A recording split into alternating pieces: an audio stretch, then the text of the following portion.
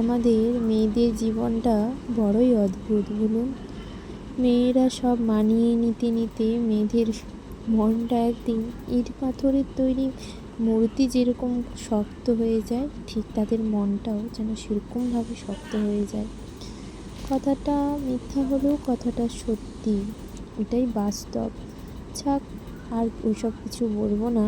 নমস্কার সবাইকে, কেমন আছেন সবাই? আশা করি আপনারা সকলেই ভালো আছেন, সুস্থ আছেন। তনু কেজিপি আরও ছোট্ট একটি ব্লগে আপনাদের সকলকে স্বাগত জানাই। আজ ভোরবেলায় খুব তাড়াতাড়ি উঠে পড়েছিলাম। বাবানের বাবা যেহেতু ডিউটি যাবে, তো ও ডিউটি বেরিয়ে গেছে। ওকে 6টার মধ্যে অফিসে পৌঁছতে হবে, চলে গেছে। আমার সোনাও সকালবেলা উঠে পড়েছে। সোনাকে তাই টুপি, মোজা, ফুল হাতে একটা গেঞ্জি সমস্ত কিছু পরিয়ে আনলি, তারপরে বাইরে বের করেছি। যেহেতু 2 দিন আগে খুব ঠান্ডা লেগেছিল, তো অনেক কষ্ট পেয়েছে ছেলেটা আমার, জানেন তো। দিয়ে ব্রাশ করে মুখ ধুয়ে বাসি বিছানাটা ভালো মতো ঝাড়পোছ করে নিলাম। দিয়ে 1 কাপ চা, লাল চা। আমার তো দুধের চা নিষেধ, তাই আর দুধের চা খাই না। অনেক কষ্ট হয়, দুধের চা খাওয়া অভ্যাস তো, লাল চাই খেতে একটু কষ্ট হয়। দিয়ে উঠে পড়ে ওই মেয়েদের নিত্য নতুন যা কাজ, ঘর বাইর উঠোন সমস্ত কিছু ভালো মতো পরিষ্কার করে তারপরে যাব একটু স্নান করতে। আমাদের গ্রামে তো নিয়ম আছে বাসি কাপড় কাচা, তাই বাসি কাপড়টা আমাদের ছেড়ে নিতে হয়। দিয়ে তারপরে বেলা করে স্নান করলেও কোনো অসুবিধা থাকে না। আমার শাশুড়ি মা সবসময় বলেছে, বৌমা ঘুম থেকে ওঠা মানে তোমরা বাসি কাপড় ছেড়ে নেবে। বাসি কাপড়, বাসি বস্ত্র অ্যাকচুয়ালি শাস্ত্র মতে, নিয়ম মতে আমাদের বাঙালিতে নিয়ম অনুযায়ী ঠিক, কেন বড়রাও না হলে জল যে হয়, বড়রা জল গ্রহণ করে না, কিন্তু আমরা অত মানি না। আমরা কি করি, ওই ঘর, বাসি ঘর পরিষ্কার করে নিই, তারপরে উঠোন বাইর ঝাঁটা দেই, তো ওই জন্য আর বাসি কাপড়ে, ওই কাপড়ে না আর ঘর ঢুকতে ইচ্ছে করে না। তাই জন্য আমরা কি করি, স্নান করে নিই। স্নান করে নিলে সত্যি সকালবেলা ফ্রেশও লাগে, আর সমস্ত রান্না বান্না কাজ সমস্ত হয়ে যায়, আর বেলা করেও স্নান করতে হয় না। ওই জন্য উঠে পড়ে ভালো মতো ঘর দুয়ার উঠান বাড়ি পরিষ্কার করে নেব, করে নিয়ে যাব স্নান করতে। স্নান করে আবার দুপুরে রান্না আছে, রান্না চাপাতে হবে। এই সিজার হওয়ার পর থেকে না আমি খুব একটা রোগা হয়ে গেছি, খুব প্রচুর পরিমাণে রোগা হয়ে গেছি। আমার শরীরে 2টো অপারেশন হয়েছে, আর তারপর এই সিজার আর অ্যাপেন্ডিক্স হয়ে গিয়েছিল, তাই জন্য 2টো অপারেশন। তাই একটু সবাই ভয়ই পাচ্ছিল যখন আমার বাচ্চা হয়, বেবি হয় যখন। খুব প্রচুর পরিমাণে রোগা হয়ে গেছি। ঘরের কাজের চাপ, বাচ্চা সামলানো, সমস্ত কিছুটা নিয়ে নিজেকে যেন দিন শেষে অনেক প্রচুর খারাপ লাগে, জানেন তো। শরীর যেন আর চলে না, মনে হয় একটু যেন শুয়ে পড়ি, কিন্তু ছোট বাচ্চা আছে, শুলে কি হবে? আমার মতো প্রত্যেকটা মায়েদের বোধ হয় একই কষ্ট। তাই বলে সিজারিয়ান রোগী প্রচুর প্রচুর কষ্ট করতে হয়। নর্মাল ডেলিভারির মতো কষ্ট, আবার অনেকে বলে নর্মাল ডেলিভারি নাকি প্রচুর কষ্ট, কিন্তু সবটাই কষ্ট। বাচ্চা জন্ম দেওয়া বা একটা মা হতে গেলে যে কি কষ্ট করতে হয়, একটা মাই জানে যে একটা মায়েদের কি পরিমাণে কষ্ট সহ্য করতে হয়। যা গিয়ে আমি স্নান করে এসেছি পুজো করতে। পুজো ভালো মতো করে পুজো করে নেব। আজকে সোমবার তো, তাই জন্য ওর বাবা ডিউটি গেছে। আমি পুজো না করলে উনি খাবার খাবেন না, জল নয় খাবারটা খাবে না।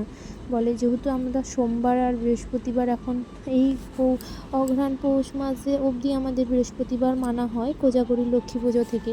আমাদের মতো প্রতিটা গ্রামেও হয়তো বোধহয় এরকমই হয়, নাহলে আমাদের সোমবারটাই মানি।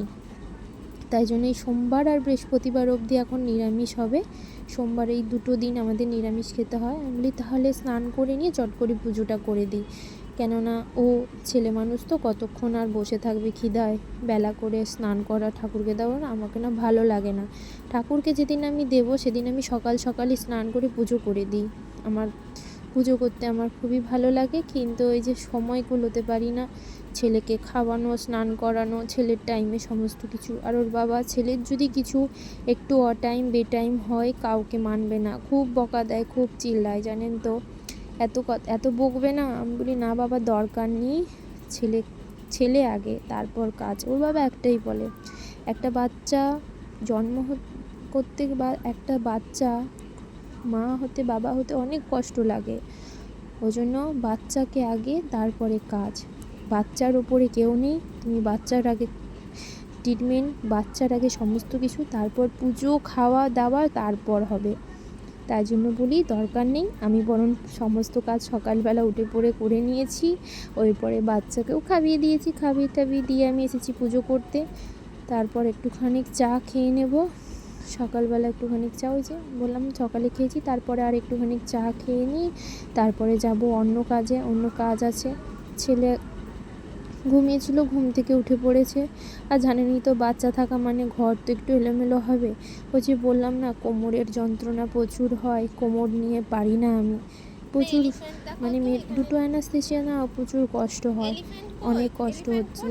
মানে একটু নিচু হতে গেলে সকালবেলা মোটেও পারি না নিচু হয়ে ঝুঁকে কোনো কাজই আমি করতে পারি না ঠিক মতো। শিরদাঁড়া কোমর যেন খুলে নিয়ে যায়, এত পরিমাণে ব্যথা হয়।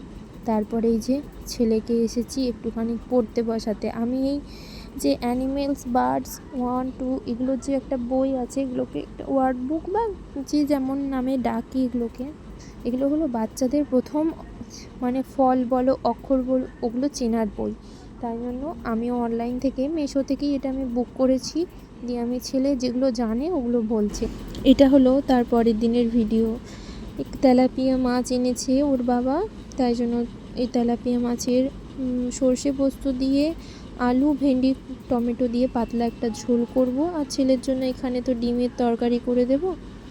আর এই যে আমার তরকারি প্রায় এখানে কমপ্লিট হয়ে গিয়েছে। কিছু উচ্ছে ভাজা করেছি, আর একটু বড় বড় করে আলু ভাজা করেছি। আর এখানে করব ভেন্ডি আর মূলোকে কালো জিরা দিয়ে ভাজা করব। মূলোর টক করতাম, কিন্তু এই যে টক সহ্য করতে পারি না, তো ওই জন্য টক আর হাত আর যাচ্ছে না টকের দিকে। আর এখানে আমার তরকারিটা প্রায় হয়ে এসেছে, একটু ওই যে পাতলা ঝোল, তো একটু ঝোল রাখবো। চলুন আমি এই রান্নাটা ততক্ষণে সেরে নিই। ভিডিওটি যদি ভালো লাগে চ্যানেলটিকে সাবস্ক্রাইব করে দেবেন, ভিডিওটিতে লাইক, কমেন্ট, শেয়ার করে দেবেন। ভালো থাকবেন, সুস্থ থাকবেন, সাবধানে থাকবেন। আমি আসবো আরও একটি ভিডিও নিয়ে। ভালো থাকবেন, সুস্থ থাকবেন। নমস্কার সবাইকে। চলুন আজের মতো এতটুকুই।